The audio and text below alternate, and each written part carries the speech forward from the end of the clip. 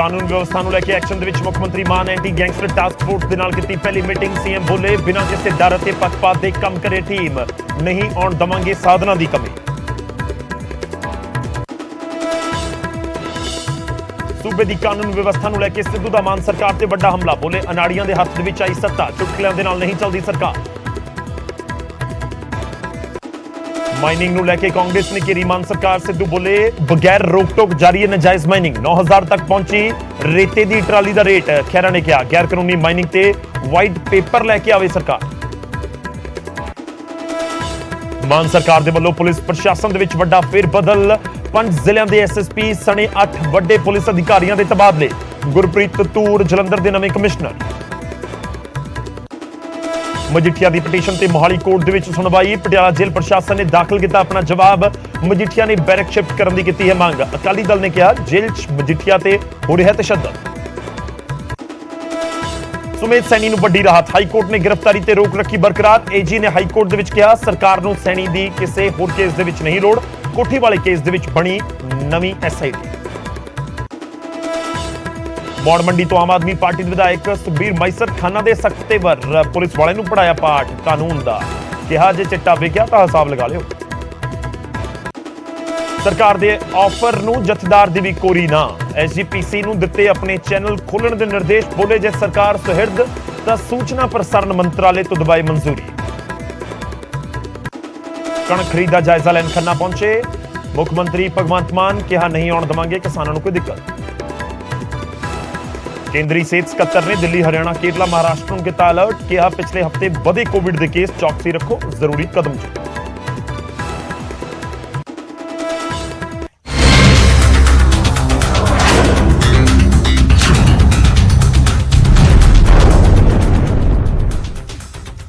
ਸਤਿ ਸ੍ਰੀ ਅਕਾਲ, ਸਵਾਗਤ ਹੈ। ਗੌਰਵ ਸ਼ੁਕਲਾ ਮੈਂ ਹਾਂ ਤੁਹਾਡੇ ਨਾਲ ਹਾਜ਼ਰ ਹਾਂ। ਫਰਕ ਤਾਂ ਪੈਂਦਾ ਹੈ ਲੈ ਕੇ। ਫਰਕ ਤਾਂ ਪੈਂਦਾ ਇਹਦੇ ਵਿੱਚ ਅੱਜ ਸ਼ੁਰੂਆਤ ਕਰਾਂਗੇ ਗੱਲ ਕਿਸਾਨਾਂ ਦੀ, ਕਿਉਂਕਿ ਜਦੋਂ ਪੱਕੀ ਪਕਾਈ ਫਸਲ ਖਰਾਬ ਹੋਵੇ, ਨੁਕਸਾਨੀ ਜਾਵੇ, ਅੱਗ ਲੱਗ ਜਾਵੇ, ਫਿਰ ਕਿਸਾਨਾਂ ਨੂੰ ਫਰਕ ਤਾਂ ਪੈਂਦਾ ਹੈ। ਵੱਡੀ ਖਬਰ ਦੇ ਨਾਲ ਸ਼ੁਰੂਆਤ ਹੈ। ਪੱਕੀ ਕਣਕ ਨੂੰ ਅੱਗ ਲੱਗੀ ਹੈ। ਫਿਰੋਜ਼ਪੁਰ ਤੋਂ ਕੁਝ ਤਸਵੀਰਾਂ ਸਾਹਮਣੇ ਆਈਆਂ ਨੇ, ਉਸ ਦੇ ਨਾਲ ਹੀ ਸ਼ੁਰੂਆਤ, ਕਿਉਂਕਿ ਪਹਿਲਾਂ ਵੀ ਇਸ ਤਰੀਕੇ ਦੀਆਂ ਤਸਵੀਰਾਂ ਜ਼ਰੂਰ ਵੇਖਣ ਨੂੰ ਮਿਲੀਆਂ ਨੇ। ਫਿਰੋਜ਼ਪੁਰ ਦੇ ਵਿੱਚ ਖੜੀ ਕਣਕ ਨੂੰ ਅੱਗ ਲੱਗ ਗਈ।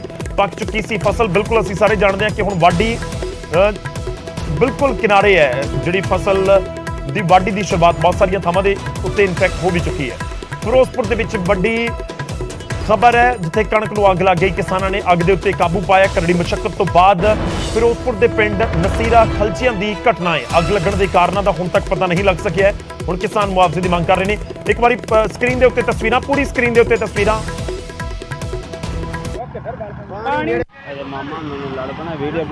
ਤਾਂ ਅੱਗ ਲੱਗਣ ਦੀ ਘਟਨਾ ਵਾਪਰੀ ਹੈ। ਜਦੋਂ ਕਣਕ ਦੀ ਫਸਲ ਬਿਲਕੁਲ ਪੱਕ ਜਾਂਦੀ ਹੈ ਤਾਂ ਛੋਟੀ ਜਿਹੀ ਚਿੰਗਾੜੀ ਵੀ ਇਹ ਭਾਂਬੜ ਦਾ ਰੂਪ ਅਖਤਿਆਰ ਕਰ ਲੈਂਦੀ ਹੈ। ਕੁਝ ਉਸ ਤਰੀਕੇ ਨਾਲ ਹੀ ਹਰ ਸਾਲ ਕੁਝ ਅਜਿਹੀਆਂ ਤਸਵੀਰਾਂ ਸਾਹਮਣੇ ਆਉਂਦੀਆਂ ਨੇ।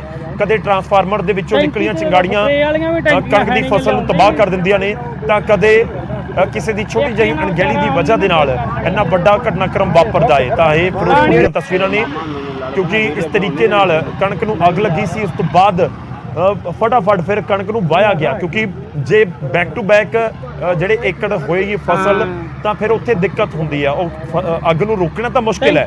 ਤਾਂ ਫਿਰ ਇਹੀ ਇੱਕ ਹੱਲ ਹੁੰਦਾ ਹੈ ਕਿ ਕਣਕ ਹਟਾ ਦਿੱਤੀ ਜਾਵੇ, ਵਾਹ ਦਿੱਤੀ ਜਾਵੇ ਥੋੜੇ ਰਾਹ ਦੇ ਵਿੱਚੋਂ, ਤਾਂ ਕਿ ਬਾਕੀ ਦੀ ਕਣਕ ਨੂੰ ਬਚਾਇਆ ਜਾ ਸਕੇ।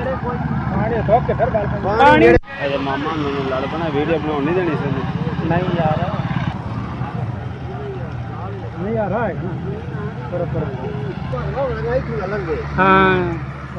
ਤਾਂ ਕਣਕ ਦੀ ਫਸਲ ਨੂੰ ਅੱਗ ਲੱਗ ਗਈ, ਜਿਸ ਕਰਕੇ ਕਿਸਾਨਾਂ ਨੂੰ ਨੁਕਸਾਨ ਹੋਇਆ ਹੈ। ਹੁਣ ਅੱਗੇ ਵਧਦੇ ਹਾਂ ਤੇ ਤਲਵੰਡੀ ਸਾਬੋ ਦਾ ਜ਼ਿਕਰ ਕਰਾਂਗੇ, ਜਿੱਥੇ ਪੱਕੀ ਖੜੀ ਕਣਕ ਦੀ ਫਸਲ ਦੇ ਉੱਤੇ ਪ੍ਰਸ਼ਾਸਨ ਦੀ ਅਣਗਹਿਲੀ ਭਾਰੀ ਪਈ। ਤਲਵੰਡੀ ਸਾਬੋ 'ਚ ਕਿਸਾਨਾਂ ਦੀ ਮਿਹਨਤ ਤੇ ਪਾਣੀ ਫਿਰ ਗਿਆ। ਰਜਵਾਹਾ ਟੁੱਟ ਗਿਆ, ਖੇਤਾਂ 'ਚ ਪਾਣੀ ਵੜ ਗਿਆ। ਵੱਢਣ ਨੂੰ ਤਿਆਰ ਖੜੀ ਕਣਕ ਦੀ ਫਸਲ ਖੇਤਾਂ 'ਚ ਵਿਚ ਗਈ ਤੇ ਵਾਢੀ ਤੋਂ ਪਹਿਲਾਂ ਹੀ ਕਣਕ ਪਾਣੀ ਦੀ ਭੇਂਟ ਚੜ ਗਈ। ਪ੍ਰਸ਼ਾਸਨ ਨੇ ਤਾਂ ਸਮੇਂ ਤੇ ਅੱਖਾਂ ਨਹੀਂ ਖੋਲੀਆਂ, ਪਰ ਕਿਸਾਨਾਂ ਨੇ ਫਸਲ ਨੂੰ ਬਚਾਉਣ ਦੀ ਪੂਰੀ ਕੋਸ਼ਿਸ਼ ਜ਼ਰੂਰ ਕੀਤੀ। ਮਿੱਟੀ ਨਾਲ ਪਾੜ ਨੂੰ ਭਰਨ ਦੀ ਮਸ਼ੱਕਤ ਹੋਈ, ਪਰ ਕਾਮਯਾਬੀ ਮਿਲੀ ਨਹੀਂ ਤੇ ਪਾਣੀ ਇੱਕ ਇੱਕ ਕਰਕੇ ਲਾਗਲੇ ਖੇਤਾਂ ਦੇ ਵਿੱਚ ਵੀ ਵੜ ਗਿਆ। ਕਿਸਾਨਾਂ ਦਾ ਇਲਜ਼ਾਮ ਹੈ ਕਿ ਰਜਵਾਹੇ ਦੀ ਸਮੇਂ ਤੇ ਸਫਾਈ ਨਹੀਂ ਕੀਤੀ ਗਈ ਤੇ ਕਹਾਣੀ 8 ਸਾਲ ਦੀ ਹੈ। ਹੁਣ ਕਿਸਾਨ ਮੁਆਵਜ਼ੇ ਦੀ ਮੰਗ ਕਰ ਰਹੇ ਨੇ।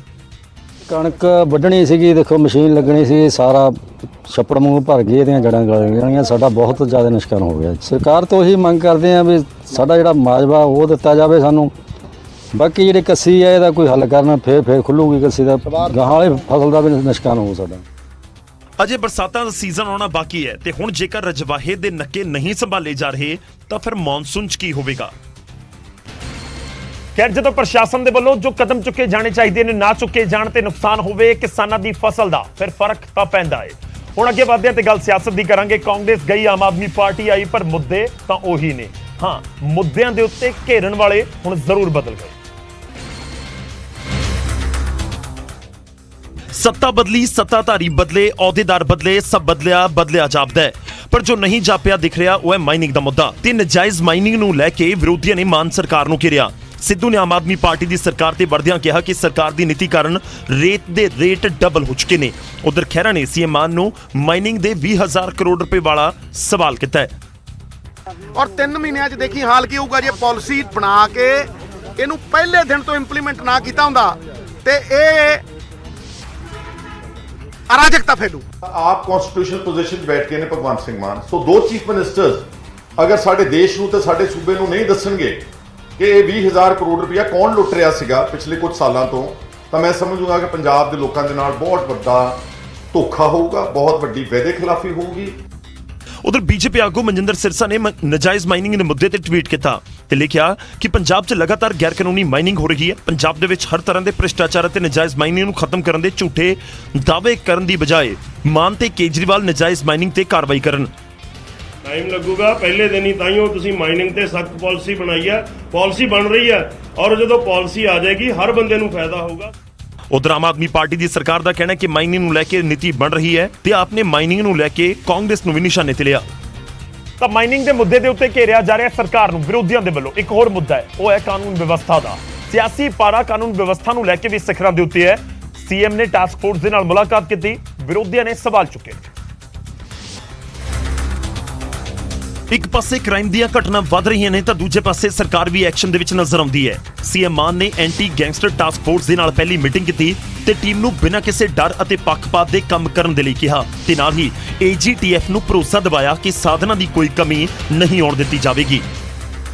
ਆਉਣ ਵਾਲੇ ਸਮੇਂ ਦੇ ਵਿੱਚ ਜੇ ਸਾਨੂੰ ਹੋਰ ਸਖਤੀ ਕਰਨੀ ਪਈ, ਪੰਜਾਬ ਸਰਕਾਰ ਜਿਹੜਾ ਹੈਗਾ ਇਦਾਂ ਦੇ ਗੈਂਗਵਾਰ ਨੂੰ ਬਿਲਕੁਲ ਵੀ ਬਰਦਾਸ਼ਤ ਨਹੀਂ ਕਰੂਗੀ।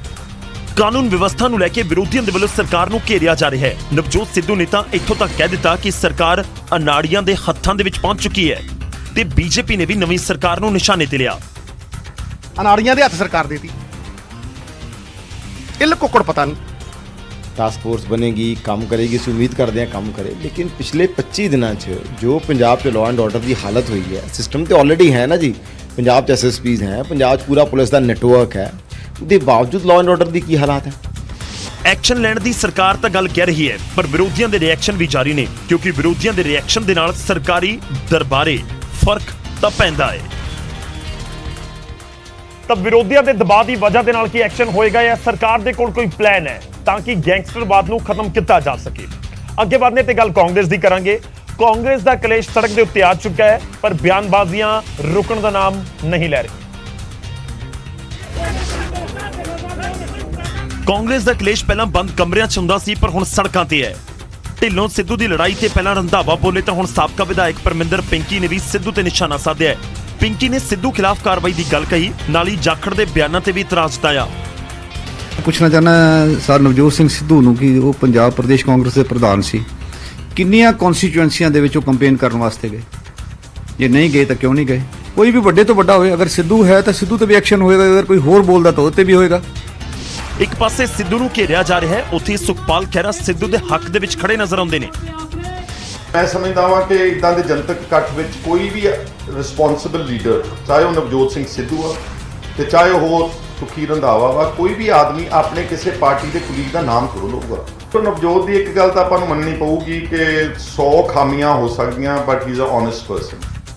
ਬਿਆਨਬਾਜ਼ੀਆਂ ਜਾਰੀ ਨੇ ਤੇ ਕਲੇਸ਼ ਵੀ। ਇਸੇ ਕਲੇਸ਼ ਕਰਕੇ ਕਾਂਗਰਸ ਨੂੰ ਚੋਣਾਂ ਦੇ ਵਿੱਚ ਖਮਿਆਜ਼ਾ ਵੀ ਭੁਗਤਣਾ ਪਿਆ, ਕਿਉਂਕਿ ਆਪਸੀ ਕਲੇਸ਼ ਦੇ ਨਾਲ ਫਰਕ ਤਾਂ ਪੈਂਦਾ ਹੈ। ਹਾਰ ਹੋ ਚੁੱਕੀ ਹੈ ਇਸ ਕਲੇਸ਼ ਦੀ ਵਜ੍ਹਾ ਦੇ ਨਾਲ ਹੀ। ਕਲੇਸ਼ ਨੂੰ ਹੀ ਵਜ੍ਹਾ ਦੱਸਿਆ ਜਾ ਰਿਹਾ, ਪਰ ਫਿਰ ਵੀ ਕਲੇਸ਼ ਖਤਮ ਨਹੀਂ ਹੋ ਰਿਹਾ। ਧੜੇਬੰਦੀ ਸਾਫ਼ ਤੌਰ ਤੇ ਕਾਂਗਰਸ ਨਜ਼ਰ ਆਉਂਦੀ ਹੈ, ਇੱਕ ਸਿੱਧੂ ਵਾਲਾ ਧੜਾ, ਬਾਕੀ ਧੜੇ ਤੇ ਸਭ ਦੇ ਵਿਚਾਲੇ ਗੱਲ ਜਾਖੜ ਦੀ ਵੀ। ਸੁਨੀਲ ਜਾਖੜ ਦੀ ਸਫਾਈ ਆਈ ਹੈ, ਆਪਣੀ ਵਿਰੋਧ ਕਰ ਰਹੇ ਨੇ, ਵਿਰੋਧੀ ਸਵਾਲ ਚੁੱਕ ਰਹੇ ਨੇ ਸੁਨੀਲ ਜਾਖੜ ਦੇ ਬਿਆਨਾਂ ਨੂੰ ਲੈ ਕੇ। ਤੇ ਹੁਣ ਸੁਨੀਲ ਜਾਖੜ ਜਵਾਬ ਦੇ ਰਹੇ ਨੇ ਤੇ ਕਹਿ ਰਹੇ ਨੇ ਕਿ ਇਹ ਸਿਆਸੀ ਆਗੂ ਮੇਰੇ ਖਿਲਾਫ ਕੂੜ ਪ੍ਰਚਾਰ ਕਰ ਰਹੇ ਨੇ, ਮੈਂ ਦਲਿਤਾਂ ਦੇ ਅਧਿਕਾਰਾਂ ਦੀ ਰਾਖੀ ਕੀਤੀ ਹੈ। ਜਾਖੜ ਦਾ ਜਵਾਬ ਆਇਆ, ਉਹਨਾਂ ਨੇ ਕਿਹਾ ਕਿ ਸਿਆਸੀ ਆਗੂ ਮੇਰੇ ਖਿਲਾਫ ਕੂੜ ਪ੍ਰਚਾਰ ਕਰ ਰਹੇ ਨੇ, ਮੈਂ ਕਿਸੇ ਜਾਤ ਜਾਂ ਵਿਅਕਤੀ ਦੇ ਖਿਲਾਫ ਕੋਈ ਟਿੱਪਣੀ ਨਹੀਂ ਕੀਤੀ। ਸਿਆਸੀ ਲੀਡਰ ਸਿਰਫ ਸਿਆਸੀ ਰੋਟੀਆਂ ਸੇਕ ਰਹੇ ਨੇ, ਪੰਜਾਬ ਦਾ ਮਾਹੌਲ ਖਰਾਬ ਕਰਨ ਤੋਂ ਸਿਆਸੀ ਲੀਡਰ ਗੁਰੇਜ਼ ਕਰਨ, ਇਹ ਸੁਨੀਲ ਜਾਖੜ ਕਹਿ ਰਹੇ ਨੇ। ਤੇ ਉਹਨਾਂ ਨੇ ਇਹ ਵੀ ਕਿਹਾ ਕਿ ਮੈਂ ਦਲਿਤਾਂ ਦੇ ਅਧਿਕਾਰਾਂ ਦੀ ਰਾਖੀ ਦੇ ਲਈ ਦਿਨ ਰਾਤ ਸੰਘਰਸ਼ ਕੀਤਾ।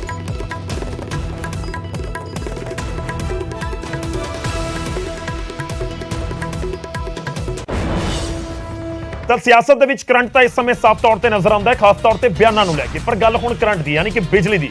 ਸਾਰੀ ਪਾਰਟੀਆਂ ਦੇ ਵੱਲੋਂ ਫ੍ਰੀ ਬਿਜਲੀ ਦੇ ਵਾਅਦੇ ਕੀਤੇ ਗਏ ਸਨ। ਸਰਕਾਰ ਆਮ ਆਦਮੀ ਪਾਰਟੀ ਦੀ ਬਣੀ, ਲੋਕ ਇੰਤਜ਼ਾਰ ਕਰ ਰਹੇ ਨੇ 300 ਯੂਨਿਟ ਫ੍ਰੀ ਦਾ। ਪਰ ਇਸ ਸਭ ਦੇ ਵਿਚਾਲੇ ਜ਼ਿਕਰ 3 ਰੁਪਏ ਸਸਤੀ ਬਿਜਲੀ ਦਾ ਵੀ ਹੋਇਆ, ਜੋ ਫੈਸਲਾ ਸਾਬਕਾ ਸਰਕਾਰ ਨੇ ਲਿਆ। ਇੱਕ ਪਾਸੇ ਤਾਂ ਲੋਕਾਂ ਨੂੰ ਇੰਤਜ਼ਾਰ ਹੈ 300 ਯੂਨਿਟ ਫ੍ਰੀ ਬਿਜਲੀ ਦਾ, ਪਰ ਉਹ ਫੈਸਲਾ ਲਾਗੂ ਹੋਣ 'ਚ ਤਾਂ ਸਮਾਂ ਲੱਗੇਗਾ। ਪਰ ਜੋ ਖਬਰਾਂ ਚੱਲ ਰਹੀਆਂ ਸਨ ਕਿ ਪੁਰਾਣੀਆਂ ਰਿਆਇਤਾਂ ਖਤਮ ਹੋ ਜਾਣਗੀਆਂ, ਉਹਨਾਂ ਖਬਰਾਂ ਦਾ ਖੰਡਨ ਕੀਤਾ ਹੈ ਪਾਵਰਕਾਮ ਦੇ CMD ਬਲਦੇਵ ਸਿੰਘ ਸਰਾ ਨੇ।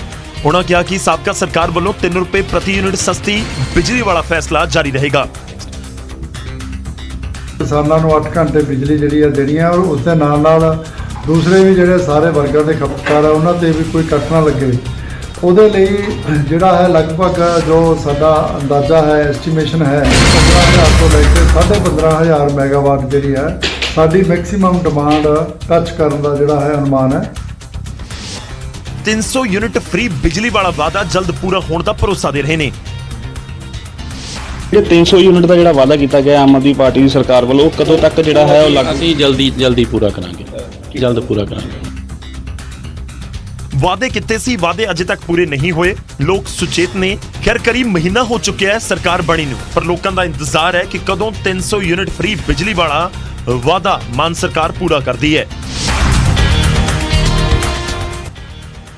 ਖੈਰ ਅਜੇ ਦਿਨ 30 ਹੀ ਹੋਏ ਨੇ, 30 ਵੀ ਇਨਫੈਕਟ ਪੂਰੇ ਨਹੀਂ ਹੋਏ ਸਰਕਾਰ ਬਣੀ ਨੂੰ, ਔਰ 30 ਦਿਨ ਦੇ ਵਿੱਚ 300 ਯੂਨਿਟ ਵਾਲਾ ਵਾਅਦਾ ਵਾਰ-ਵਾਰ ਸਰਕਾਰ ਨੂੰ ਯਾਦ ਕਰਵਾਇਆ ਜਾ ਰਿਹਾ ਹੈ। ਪਰ ਇਸ ਸਭ ਦੇ ਵਿਚਾਲੇ ਗੱਲ ਕਰਾਂਗੇ ਗੁਰਬਾਣੀ ਦੇ ਪ੍ਰਸਾਰਣ ਦੀ। ਮੁੱਖ ਮੰਤਰੀ ਭਗਵੰਤ ਮਾਨ ਨੇ ਇੱਕ ਪੇਸ਼ਕਸ਼ ਦਿੱਤੀ SGPC ਨੂੰ, ਉਸ ਨੂੰ SGPC ਨੇ ਠੁਕਰਾਇਆ ਤਾਂ ਹੁਣ ਅਕਾਲ ਤਖਤ ਸਾਹਿਬ ਦੇ ਜਥੇਦਾਰ ਨੇ ਵੀ ਕੋਰੀ ਨਾ ਕਰ ਦਿੱਤੀ ਹੈ, ਔਰ ਸਿਆਸਤ ਇਸ ਮਸਲੇ ਦੀ ਵੀ ਹੋਈ। SGPC ਦਾ ਜਵਾਬ ਤੇ ਹੁਣ ਸ਼੍ਰੀ ਅਕਾਲ ਤਖਤ ਸਾਹਿਬ ਦੇ ਜਥੇਦਾਰ ਗਿਆਨੀ ਹਰਪ੍ਰੀਤ ਸਿੰਘ ਦੇ ਵੱਲੋਂ ਵੀ ਕੋਰੀ ਨਾ ਹੋਈ ਹੈ ਚੈਨਲ ਖੋਲਣ ਦੇ ਲਈ ਸਰਕਾਰ ਦੇ ਆਫਰ ਨੂੰ। ਬੀਤੇ ਦਿਨ CM ਮਾਨ ਨੇ SGPC ਨੂੰ ਚੈਨਲ ਖੋਲਣ ਦੇ ਲਈ ਬੇਨਤੀ ਕੀਤੀ ਸੀ ਤੇ ਸਾਰਾ ਖਰਚ ਚੁੱਕਣ ਦੀ ਗੱਲ ਕਹੀ ਸੀ, ਜਿਸ ਨੂੰ ਲੈ ਕੇ ਜਥੇਦਾਰ ਸਾਹਿਬ ਨੇ ਕਿਹਾ ਕਿ SGPC ਦੇ ਕੋਲ ਪੈਸੇ ਦੀ ਕਮੀ ਨਹੀਂ, ਜੇ ਮਦਦ ਕਰਨਾ ਚਾਹੁੰਦੇ ਨੇ ਤਾਂ ਚੈਨਲ ਖੋਲਣ ਦੇ ਲਈ ਮਨਜ਼ੂਰੀ ਦਿਵਾਓ। ਜੇ ਪੰਜਾਬ ਸਰਕਾਰ ਸੁਹਿਰਦ ਹੈ ਤੇ ਮੈਂ ਉਹਨਾਂ ਨੂੰ ਇਹੋ ਅਪੀਲ ਕਰਨੀ ਚਾਹਾਂਗਾ ਕਿ ਕੇਂਦਰੀ ਸੂਚਨਾ ਪ੍ਰਸਾਰਣ ਮੰਤਰਾਲੇ ਤੋਂ ਸ਼੍ਰੋਮਣੀ ਗੁਰਦੁਆਰਾ ਪ੍ਰਬੰਧਕ ਕਮੇਟੀ ਨੂੰ ਚੈਨਲ ਦੀ ਮਨਜ਼ੂਰੀ ਜਿਹੜੀ ਹੈ ਉਹ ਲੈ ਕੇ ਦੇਣ। SGPC ਨੇ ਆਫਰ ਨੂੰ ਠੁਕਰਾਇਆ ਹੀ ਨਹੀਂ, ਸਗੋਂ ਸਿਆਸਤ ਤੋਂ ਦੂਰ ਰਹਿਣ ਦੀ ਗੱਲ ਵੀ ਕਹੀ। ਤਾਂ ਆਮ ਆਦਮੀ ਪਾਰਟੀ ਨੇ ਵੀ SGPC ਪ੍ਰਧਾਨ ਨੂੰ ਜਵਾਬ ਦਿੱਤਾ ਤੇ ਕਿਹਾ ਕਿ ਅਸੀਂ ਨਹੀਂ, SGPC ਪ੍ਰਧਾਨ ਮਾਮਲੇ ਤੇ ਸਿਆਸਤ ਕਰ ਰਹੇ ਨੇ। SGPC ਦੇ ਪ੍ਰਧਾਨ ਸਾਹਿਬ ਦਾ ਜਿਹੜਾ ਉੱਤੇ ਬਿਆਨ ਆਇਆ ਔਰ ਉਹਨਾਂ ਦਾ ਖਾਸ ਕਰ ਇਹ ਕਹਿਣਾ ਵੀ CM ਸਾਹਿਬ ਨੂੰ ਇਹ ਤੇ ਰਾਜਨੀਤੀ ਨਹੀਂ ਕਰਨੀ ਚਾਹੀਦੀ, ਮੈਨੂੰ ਲੱਗਦਾ ਇਹ ਬਿਲਕੁਲ ਸਿਰੇ ਤੋਂ ਅਸੀਂ ਇਹਨੂੰ ਖਾਰਿਜ ਕਰਦੇ ਹਾਂ। SGPC ਦੇ ਪ੍ਰਧਾਨ ਸਾਹਿਬ ਨੂੰ ਮੈਨੂੰ ਲੱਗਦਾ ਹੈ ਉਹਨਾਂ ਨੂੰ ਇਹੋ ਜਿਹੀ ਰਾਜਨੀਤੀ 'ਚ ਨਹੀਂ ਪੈਣਾ ਚਾਹੀਦਾ, ਕਿਉਂਕਿ SGPC ਵੀ ਸਾਂਝੀ ਹੈ ਔਰ ਸਰਕਾਰ ਵੀ ਸਾਰਿਆਂ 'ਚ ਸਾਂਝੀ। ਚੈਨਲ ਖੁੱਲੇਗਾ ਕਦੋਂ ਇਹ ਤਾਂ ਨਹੀਂ ਪਤਾ, ਪਰ CM ਦੇ ਬਿਆਨ ਨੇ ਨਵੀਂ ਸਿਆਸੀ ਚਰਚਾ ਜ਼ਰੂਰ ਛੇੜ ਦਿੱਤੀ ਹੈ। ਕਿ ਸਿਆਸਤ ਇਸ ਮੁੱਦੇ ਦੇ ਉੱਤੇ ਹੋ ਰਹੀ ਹੈ। ਸਭ ਦੇ ਵਿਚਾਲੇ ਹੁਣ ਗੱਲ ਕਰਾਂਗੇ ਜੈਪਾਲ ਭੁੱਲਰ ਦੀ, ਜਿਸ ਦਾ ਐਨਕਾਊਂਟਰ ਕਰ ਦਿੱਤਾ ਗਿਆ ਸੀ ਲੰਘੇ ਸਾਲ ਪੁਲਿਸ ਦੇ ਵੱਲੋਂ। ਸੁਰਖੀਆਂ 'ਚ ਹੈ ਇੱਕ ਵਾਰ ਫਿਰ ਤੋਂ ਭੁੱਲਰ, ਕਿਉਂਕਿ ਉਸ ਦਾ ਸਾਥੀ ਹੁਣ ਪੁਲਿਸ ਦੇ ਹੱਥੇ ਚੜਿਆ। ਗੈਂਗਸਟਰ ਜੈਪਾਲ ਭੁੱਲਰ ਜੁਰਮ ਦੀ ਦੁਨੀਆ ਦਾ ਉਹ ਨਾਮ ਜੋ 2021 ਦੇ ਵਿੱਚ ਪੁਲਿਸ ਐਨਕਾਊਂਟਰ 'ਚ ਮਾਰਿਆ ਗਿਆ ਤੇ ਉਸ ਦੇ ਸਾਥੀ ਹਰਬੀਰ ਸਿੰਘ ਸੋਹਲ ਨੂੰ ਹੁਣ ਮੋਹਾਲੀ ਪੁਲਿਸ ਨੇ ਗ੍ਰਿਫਤਾਰ ਕੀਤਾ ਹੈ। ਪੁਲਿਸ ਨੂੰ ਇਸ ਦੇ ਕੋਲੋਂ ਨਜਾਇਜ਼ ਹਥਿਆਰ ਵੀ ਬਰਾਮਦ ਹੋਏ ਨੇ। ਸਾਡੇ ਪਾਸ ਸਪੈਸੀਫਿਕ ਇਨਫੋਰਮੇਸ਼ਨ ਸੀਗੀ ਵੀ ਕੁਝ ਸ਼ੂਟਰ ਜਿਹੜੇ ਹੈਗੇ ਨੇ ਇੱਥੇ ਇੱਕ ਲੋਕਲ ਸ਼ਹਿਰ ਦੇ ਵਿੱਚ ਰੁਕੇ ਹੋਏ ਹਨ ਤੇ ਉਹਨਾਂ ਦੇ ਉੱਪਰ ਰੇਡ ਕਰਕੇ ਆਪਾਂ ਜਦੋਂ ਉਹਨਾਂ ਨੂੰ ਜਦੋਂ ਆਪਾਂ ਰਾਉਂਡ ਅਪ ਕੀਤਾ, ਉਹਦੇ ਵਿੱਚ ਸਾਨੂੰ ਜਿਹੜਾ ਹੈਗਾ ਕਾਫੀ ਭਾਰੀ ਮਾਤਰਾ ਦੇ ਵਿੱਚ, ਜਿਵੇਂ ਕਿ ਤੁਸੀਂ ਦੇਖ ਰਹੇ ਹੈਗੇ ਹੋ, ਸਾਨੂੰ ਵੈਪਨ ਰਿਕਵਰ ਹੋਏ ਹਨ। ਪੁਲਿਸ ਮੁਤਾਬਕ ਬੀਤੇ ਸਾਲ ਜਗਰਾਉਂ ਦੇ ਵਿੱਚ 2 ਥਾਣੇਦਾਰਾਂ ਦੇ ਕਤਲ ਦੇ ਮਾਮਲੇ ਦੇ ਵਿੱਚ ਵੀ ਸੋਹਲ ਸ਼ਾਮਲ ਸੀ ਤੇ ਖੰਨਾ 'ਚ ਜੈਪਾਲ ਦੀ ਜ਼ਮੀਨ ਇਸ ਦੇ ਕੋਲ ਹੀ ਸੀ। ਜਿਹੜਾ ਹਰਬੀਰ ਸਿੰਘ ਸੋਹਲ ਹੈ, ਇਹਦਾ ਲਿੰਕ ਜਿਹੜਾ ਹੈਗਾ ਉਹ ਜੈਪਾਲ ਭੁੱਲਰ ਗੈਂਗ ਦੇ ਨਾਲ ਹੈ, ਔਰ ਉਸ ਤੋਂ ਬਾਅਦ ਜਿਹੜੀ ਖੰਨੇ ਦੇ ਵਿੱਚ ਜ਼ਮੀਨ ਲਿੱਤੀ ਗਈ ਸੀਗੀ ਸਾਰੀ ਜਿਹੜਾ ਪੈਸਾ ਜੈਪਾਲ ਭੁੱਲਰ ਦਾ ਸੀ ਉਹਦੇ ਲਈ ਇੱਕ ਜ਼ਮੀਨ ਖਰੀਦੀ ਗਈ ਸੀ। ਉਹ ਜ਼ਮੀਨ ਵੀ ਜਿਹੜੀ ਆ ਉਹ ਇਸ ਬੰਦੇ ਦੇ ਨਾਮ ਦੇ ਉੱਪਰ ਹੈ। ਹਰਬੀਰ ਤਾਂ ਪੁਲਿਸ ਨੇ ਕਾਬੂ ਕਰ ਲਿਆ, ਪਰ ਇਸ ਦਾ ਸਾਥੀ ਭੱਜਣ ਦੇ ਵਿੱਚ ਕਾਮਯਾਬ ਰਿਹਾ।